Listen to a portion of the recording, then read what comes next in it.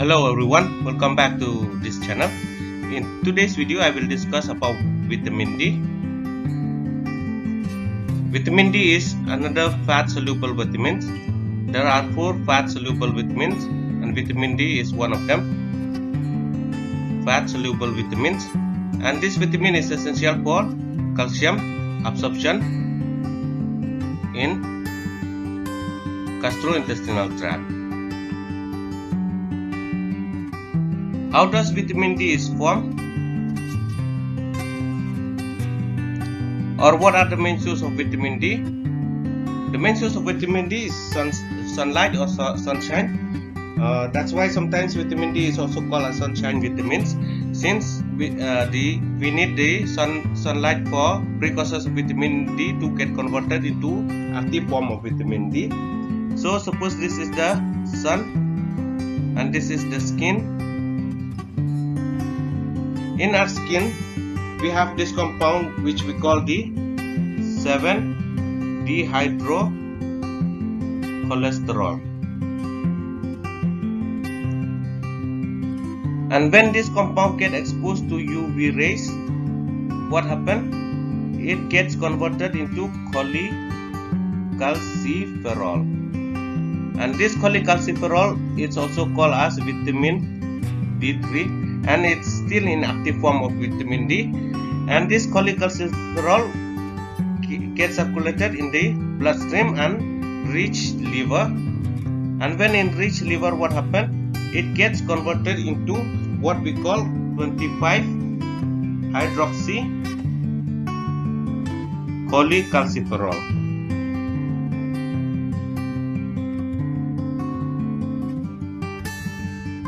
It gets converted into 25-hydroxy cholecalciferol with the help of enzyme 25-hydroxylase.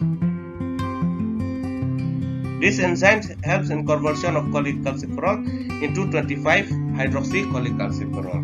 And this 25-hydroxy cholecalciferol, it's when it is circulated in the bloodstream, and when it reaches kidney, what happens?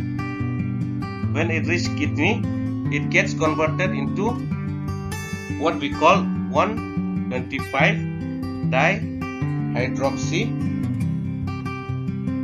cholecalciferol, and this is also called as calcitriol. This is the active form of vitamin D, and this is derived with the help of enzyme which is called 1-alpha hydroxylase.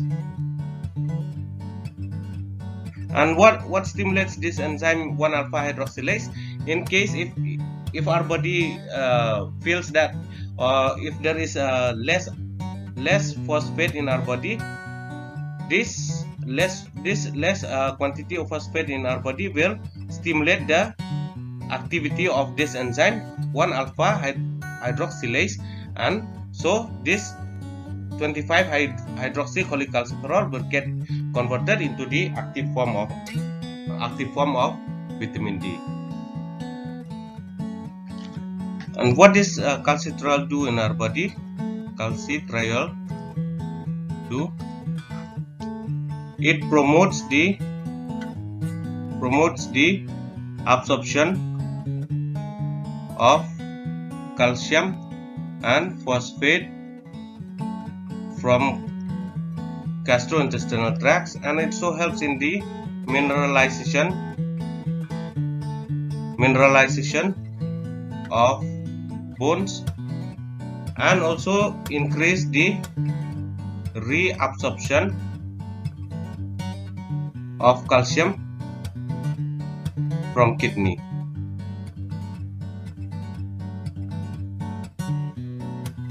What will happen if there is deficiency of this vitamin D?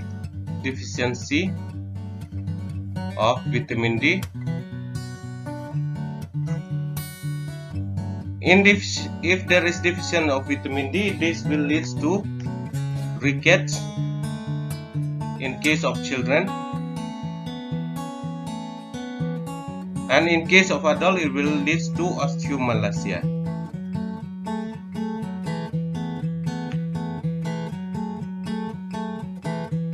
What are the causes of deficiency?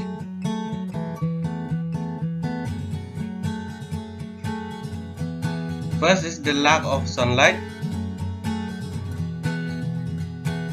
If there is less exposure to sunlight, this will also lead to the deficiency of vitamin D, since there won't be any conversion of precursor of vitamin D into active form of vitamin D. And in case of nutritional deficiency, if there is less intake of these foods rich in vitamin D, that also will lead to deficiency of this vitamin D. And if there is malabsorption, like in case of obstructive jaundice, since vitamin D is fat soluble vitamin D, so this will lead to malabsorption of vitamin D, like in case of obstructive jaundice or steatorrhea.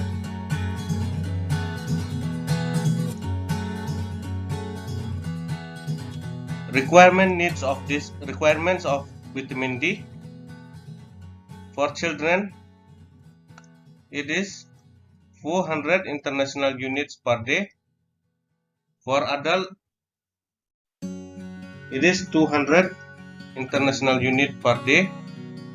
And then in case of pregnancy, 400 international units per day. And in case of old age or people who are more than 60 years, it's around 600 international units per day. And from where does we get this vitamin D sources? First, like I said, it's from sunlight, exposure to sunlight, then from fish liver oil, fish and egg yolk. These are the main source of vitamin D. What will happen if there is over supplementation of vitamin D? It will lead to toxicity, or also called hypervitaminosis of vitamin D. And the symptoms are confusion, irritability, abdominal pain, constipation, some polyuria, polydipsia, nephrolithiasis, etc. These are the clinical features if there is toxicity of vitamin D.